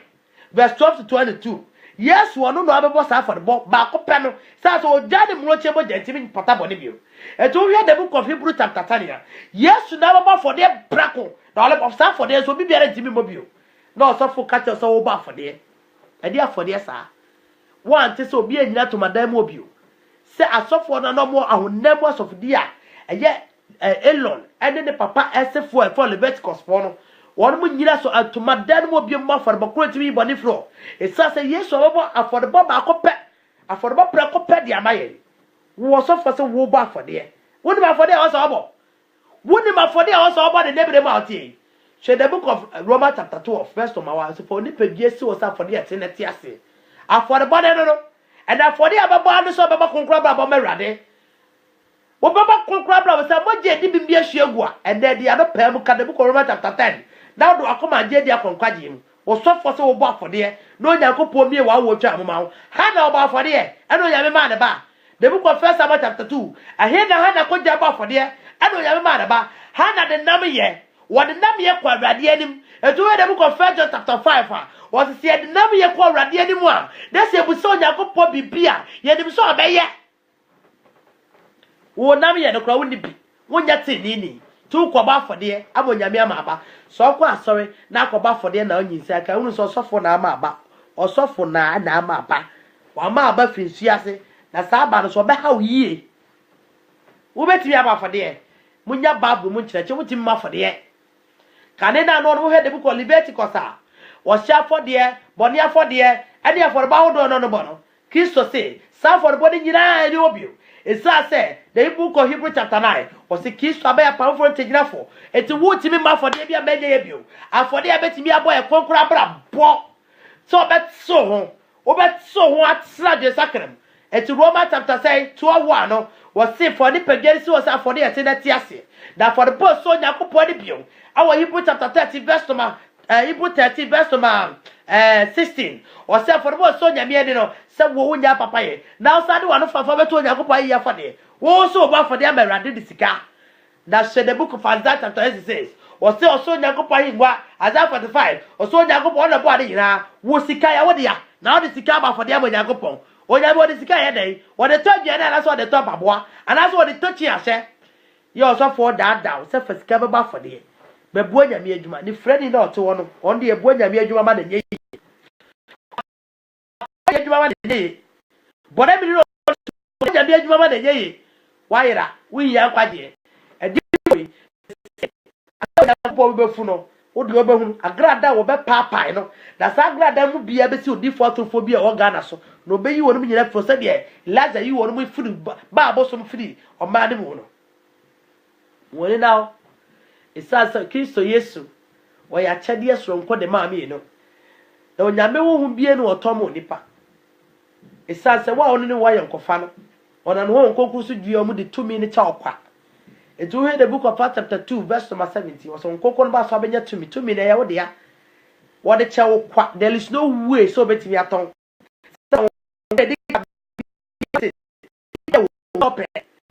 Na obi obeka ya tanka na enya kwankyere ma obi nkasa kwankyere ni ho. Mo ni pakwa na kwan na kwankyere so fo nkotanka be gu aso dem beton. And all my Yusufu nyina adwuma sei mo tutu isu underground and mo ye isu say special water and Yusufu abontefo no ye gi won mususu pa o pedi so ade na kwa say ne ye cha ne susu no so 40 I saw them add double the price of orange, the price of apple, the price of water, the price of oil, olive oil mo double price no mo nyi won mo the revenue for nyi won mo tax revenue for nyi won mo tax o abab abrante wa kwa so dem na wose e ka no purchase abrante wa sacrifice wa kwa abono no so for afa na control da wanim akwankyere na nanim akwankyere ene akwamoko ene akwan ya first akwan pepper ne akwan ginger ene da nanim akwanto da wayanim akwantu ada wayanim ka chance on saka yenyine tu kwanfa so ba ne yenye free so ya sori anopa ne akwa ekiri ne anopa 2 to 5 o'clock no so na wo chesi bus na abrate wa ekukuruku sakra wagere na ozo fo afre no abrate wa bra onyame bi mi ni sabrate he we fe bo na ojaro onyenye we fe bo ha abrate bafode na onyakopo ebe se won monyam na wate ni botom kakra obedi no okwa akoda na mameka kakra obedi no de atokora shi bo onim na ozo fo aka ye say wo for the next 2 months obetu kwan wo betu kwa ko ekini wo betu kwan abese akobe pa abrofo toilet so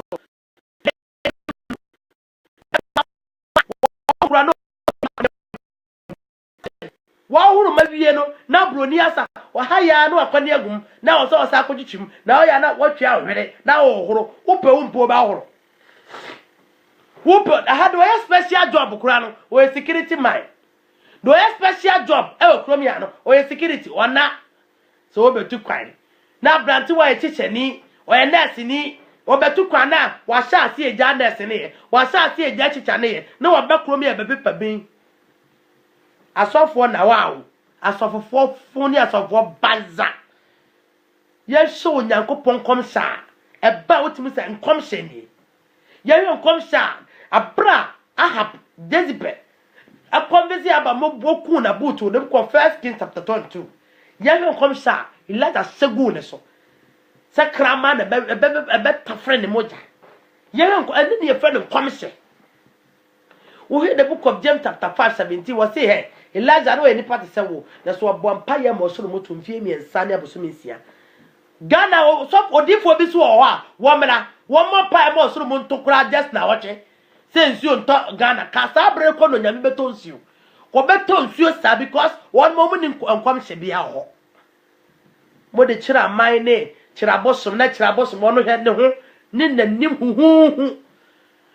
no abegyina hai say yes ba on no jeja no na wa consultation fee dia me de meje wo kira wo se wo no ye bosom safo na akwa gina antoa enwumre no okoy okura camera man okura camera me di pedi na chi na ko no nko ankwai na ko fa camera bi anko to no okoy ai wo antoa wo ni ko to wo ni tumi wo ni awode we ase kyerese en na ba ye kyerese en no na wo ba ye kyerese wo sei we awasa mo che no mo pono Ghana forma chomede mo ho yaw me so for my comfort me say mo Ghana forma cha my land guide for innocent soul na mo ku won mo no mede mo ho ya pa mo ti o ma Ghana mu na mo ye bodyguard ma so for yi hwe sika o mo lori na mo hwe de o mo di twa mo ka mo chi wo mo anu mo bro wo mo ya share the book of Zephaniah bio yeah the book of Zephaniah chapter 1 verse number 4 Zephaniah chapter 1 verse number 4 wase na me tre me nsa Yuda so na Jerusalem nyina so na me twa banka ye na bosoma sofo ne nyina wase na wate ne nsa Yuda so ene Jerusalem enyina so ene ba enka ye asofo abosoma sofo no wate ne nsa twa won mo abosoma sofo ene Ghana sa na tie kane no na ka behu obi oso ekonfo a obekọ kuro no etifi eja enwura mu ho baabi eso ne de o ma pore se o mu o ma sidan na bosom gina ho ai asofo bebire ba mo na ate ba ko na me hwe na yi o so be de o ye sofo wo ba memma otumi wo betimi kura meja aba asofo bebire o sofo bebire tie me ya na mama o mutumi he woni da ho ono ametumi na ede ye adwuma na wo se nyankopon na wo kɔ no ho na akɔgye nsuo na wo ye funu me se nkosu egu yem no kyere be nkosu egu yem no wonimu a onsa wo da na bibi di kukuru wo yem wa wo papa kyere be nkosu ya nsuo ne apro a dɔde wo yem a wo kyere be wo se de abosom de asofo no obetwe won magu ba abosom ka ya asofo no obetwe won on say wo abosom asofo ho wo say wo abosom asofo ho asofo ikura abosom mu sen koma abosom mu share the book of Acts chapter 8 Simon obia fe no di fo kron obia so nyame na afra no akoa sa wo yo oboa bosom no de adwuma ya hear the book of Acts chapter 8 verse number 9 Acts 8 verse 9 squad the neighbor me ya che Acts chapter 8 verse 9 me ba panyin me ba otoso me ni die on pe kasenti ne nkwa Acts 8 verse 9 yankin kayen oso no bele bi a ode simo wo kro bi mu anka ne no na oyi enkonya na woye ne ho se obi oye okese ema Samaria ma no ho adwiri won oye ne ma kese ma Samaria ma no ho dwiri won ono na won nyina efinketo aso kosi akese so tie no kase oyi ne onyankopɔ aho ode kase no so aho wo munim se woni paye oyi nkonyai te se obinim konyai a woyi no obinim no vote wa okay bibia enche bia onyankopɔ obetwia wo ka no obinim no votes also been pass a nation prophet one appointed as a nation prophet you nation prophet ba ko pe oni Kristo Yesu boy a nation prophet ono awayare o yare pa wadaduro so wo ka chem say yes sa simoni yobi a oyenkonyayifo na so mani mu no obia respecting no film keto aso kopma kase so obia se awe ni wo soso ni nyankopon ba wo ya nwade ne niema kase obi se oye de obofo obi se afeze me papa Yesu Kristo na na yere hwe ne ho kane ne na onti se yo ene hwe ne se ne osi ye no ha in fact pa manga na pa na efra ye ni wono kura ho saa no first pa na nkabafo esi won ma sori na esi asenyi a na ma boaboa mo ma kobubu asenyi na gu ada na nne de sa asofo yo no ma ben mo kobubu no mo dan no ye kunkum nipa sase ye kunkum ni ne bo nipa fo de oba asofo o he safani a one fa o ti ba abosom kaye no yo no mo ya asofo no abosom asofo no obetwe won magu wonim se wa abosom asofo ho na onu gu o maga na bebre sa woti asema babru ika kire wa ha Simon 8:9 no Acts chapter 8 verse 9 obia nim so onyankopon sofo esono yenkonyayifo kese pa bi na gu o maga enkonyayifo atoto se ba bia one ma loto number one ma begina boso one ma be chisikai one ma kwogina nsuomu one ma wode wo hu anwi ba one ma omoje pants ase achenchere one ma omoje brazier and bossa sauce one ma omoye mokwa akwanchere one ma omo preach about oba ya na yiso afupuku ya one ma so omo se ba ko bi na say program ya wa ha o se first spiritual commando ba ko se first spiritual bulldozer ba ko so ana me na spiritual Schwarzenegger ne spiritual Steven Stiga and spiritual Van Vika and other Van Dam and one was spiritual one mu nyina no and Jet Li ni Cynthia Chan mo so wai e bi wo ho agrada nyina wo de a enye de bebani agrada wo ho e fe no sofo kira bosoma ba aka kra bi ebenya sokodwi osofo anwura sofo mako osofo ntatia abusudin ya Bible me ati ase the book of Revelation no enche bi ebenya osofo nkate osofo banche osofo bode osofo nam adwene ne fish osofo nanchinam ne nyina ebenya bi na sa abre ni mu no ana abehunu se etro sem ni tro what when ma so dem obi nim timi ka mele no obojenes na wase wono ne yere florence obi nim say wono ya bible kotu no misinterpret scripture oba besi a wabon o misinterpret scripture onhia de same ya reverend o ya reverend e ma bi say na me hia wo mo mabrabom wabon se kuro afi yen hye ne yenko Ezekiel chapter 30 verse number 9 Ezekiel 13 verse number 9 and go for neighbor Ezekiel chapter 13 so osofo so betuko anwo ye ode akwantu mu ba obe huru toilet so and no dey digu o be ba bretin ha acheye e dey adwuma na me ye cleaning ye hwe Ezekiel 13 verse number verse number yanka free verse number 9 yanka free 9 no Ezekiel 13 verse number 9 nan was saying na me nsabebe difo a ohunu ahudie na wo hye control no so ole ntina me nase bedwa so emu na ole entro wo ondin Israel fie ole ntro wo ondin Israel fie mu na ole entro wo ondin Israel fie edintro no mu na ole ma Israel asase so na ole ehunu se na ole behunu se me ne Awurade on se okasa asemi won mu nyina ya difo atrofo onyankopon ni mo o hye ne de ekoso magare mu na no bi akoya ono akasa yi na pampam ya oyi Kumawud atai e fa ne say Kumawud atai no interview sofo bi em se fe no interview sofo bi na obusa sofo ne se metra city ni nyina se na sofo pa wotimi ne unua yire da adenti na ono unua yire wo no yire enua awo na o yiri ntimi ngona no yire nua wo se ya ne se ne de wo se adenti na wotimi mo bi road dross se ya kwancha wa so dem adenti na mo obi timi de ne ho nwi ba ane na osofo wotimi yese na no Nhyira FM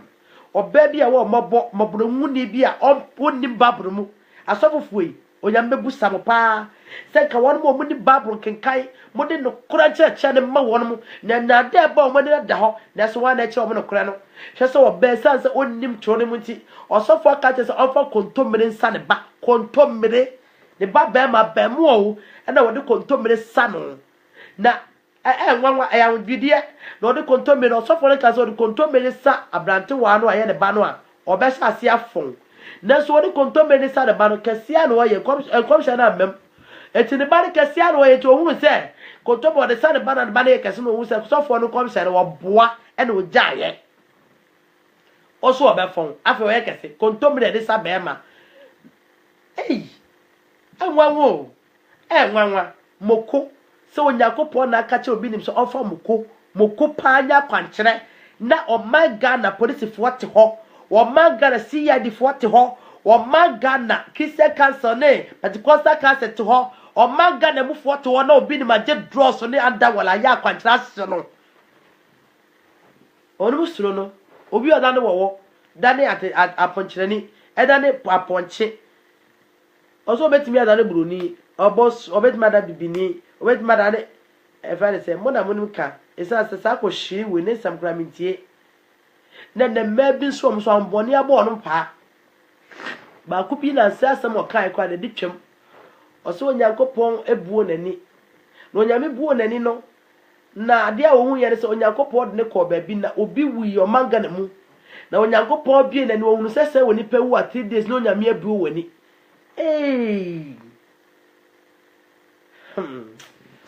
onyame buo wani 3 days oboa oni pa wu kra ne furu mu se pe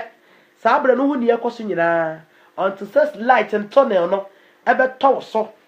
woni hunu mu nti na nim the realm things in the realm nti o ka we na nipa go so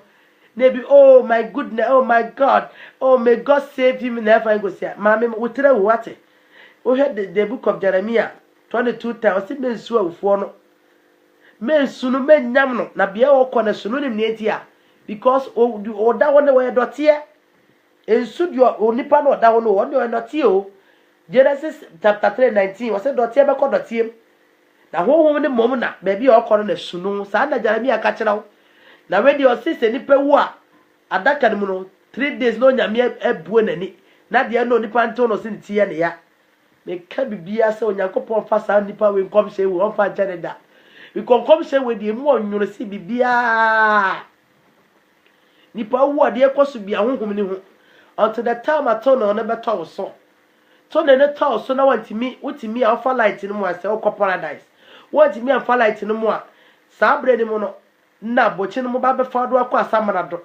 nti de ekoso bia ba bi e de ubodi ni ko bia o de akire wo da so ti ufie wo da so kasa nkrofo o mo nte eti wo de wo anwi ye obi ono so awu na beka je se wo wu ni party bia mbio obi wo wo a onim so onwu no ofre nipa minie ansa no obi aka ye se wo wu na so se nkom hye no nyame buo na ni se onipa bi owu Ghana na nsia no onyam bi onani no se onipa wu ati des ne wani ate e na oto no se ni tie ne ya de wo wu nim kata ato so de wo wu onim kata so ni tie ne ya enda na wa ma ne pala ana ebufe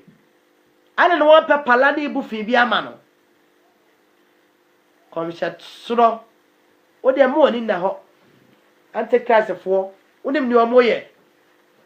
me de me jamu ya read the book of Amos chapter 3 verse 7 Amos 3:7 wasi ampara awrade yankopon le nya bibi je se wada na de eche na ko ani yefo no awrade nya bibi o je se wada na de eche na ko ani yefo yenhye eniema esi o manga na bo na nsen ya niema bi si akoyi a efe na kaba abrante wa ni monyafo yi wuye ewa na osofo bi ba se okakire no o na we to radio so na kaba wo no ka kire no and they say obi so ba ko bi o hye nkom about nkora mu kosko ebe mu no say ono so o hye nkom na we kana me kan na we kana me kan na we kana me ka kire no obi o so ono hunu kaba de ka kire no bewu on de bewu ye no on de wo hu ense monyara sa question mark so obi wu a na di 40 mi ba bonte say kan atamesi wu ya sofo gira FM station so ana bi gira so dem kura kan ana onyame da na di asofo mo se mro hwe sofo bi a Ghana Blaster ko bobo o se onyankopon ema ye ne Portuguese na na ekobo o se ye friend say aboa ye friend Ronaldo asawa hwa no onyankopon ebema ne na mo buntu ntimi mo bo ni bi na Ghana besha Portuguese 3-0 na sa enkurumde de Ghana koya ne akosha Ghana 2-1 na akwa no so efe Ronaldo no ko no obehye goal kra second goal komsheni prophet o na we omo na so tina so de demo o se ko mo so ne se o hene wa pakem no mo jara so pum de o he de book of Deuteronomy o se odifo bi sha nkom na se nkom sha na amemu a se wote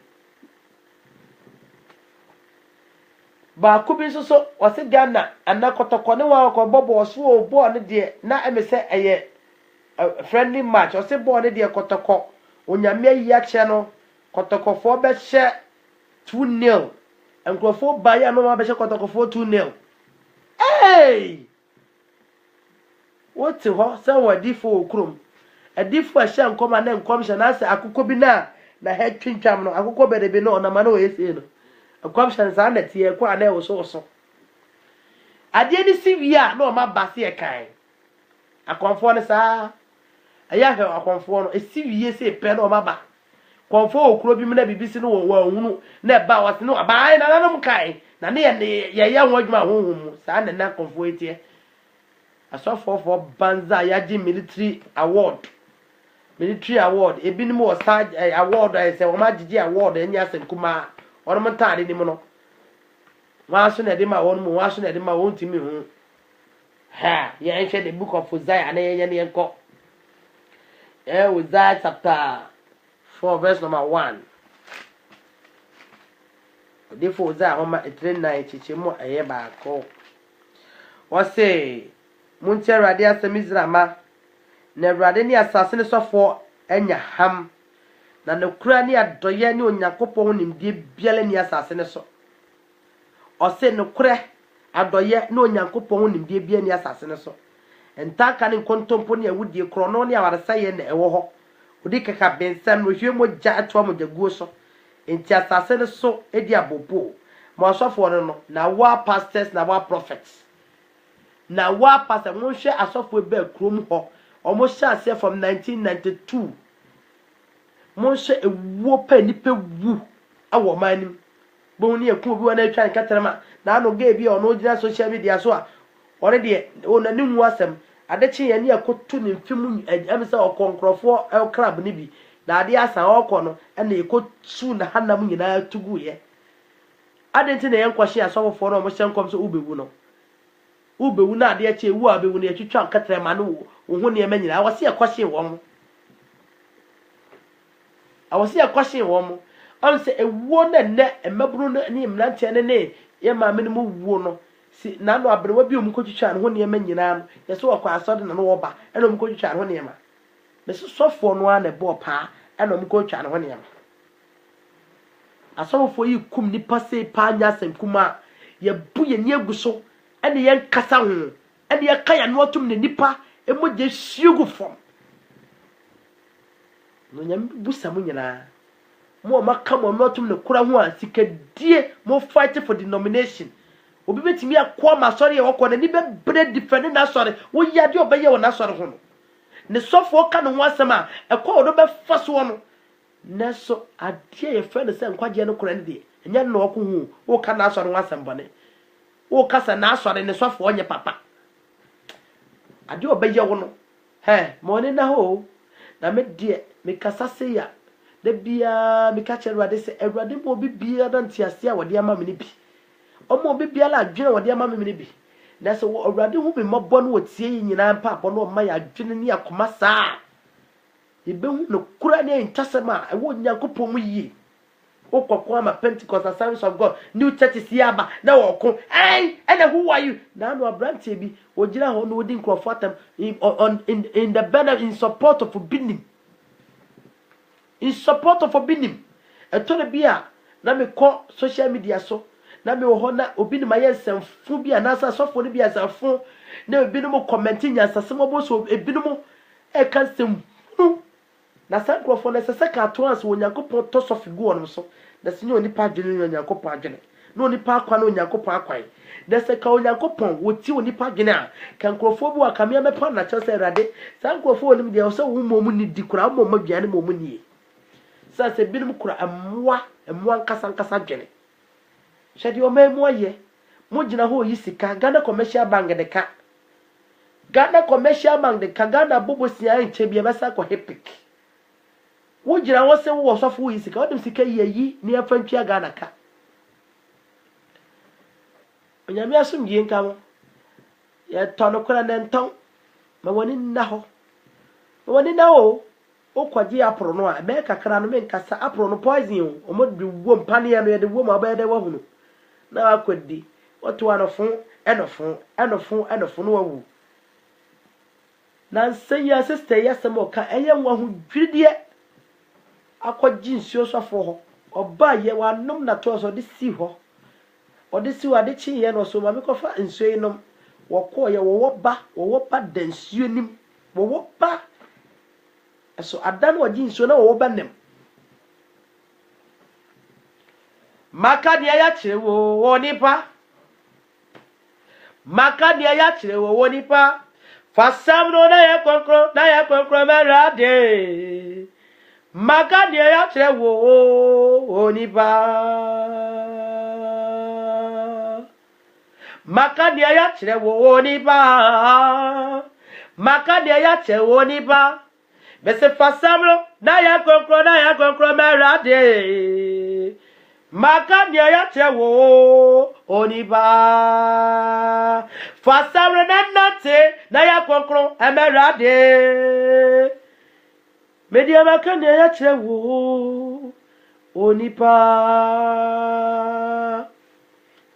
arafo nyamishra me west ti onyankopɔ de bedwira ni na tie fotu tono kramenton sa asofwe bibi e friend Christmas ni bio ya honi som kana abeti e beboa ye wo Yesu no nso mapue ye wo Yesu the month of ayemu e May our Hebrew calendar nim nso mapue mu ya dansefo enti sampase ye di Yesu nka ye ebra nsoma na epuo wona wo dem no be se pue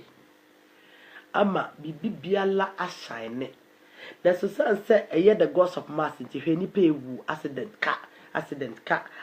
ka emoje hwegi ha emoje pagu ha emoje hwegi ha mo ni na ho ya mompaye so konkoro boafo tiginafo nyankopon na wona wasem so abekasa kire ma ehu ameye dotie keke nana mo konkoro mu hu me mobofa me mu kasa kire ma asem bi e ba ye hu amesasa ma nanyi hini ma akoma bi anti ase ani adwene bi mu fofoye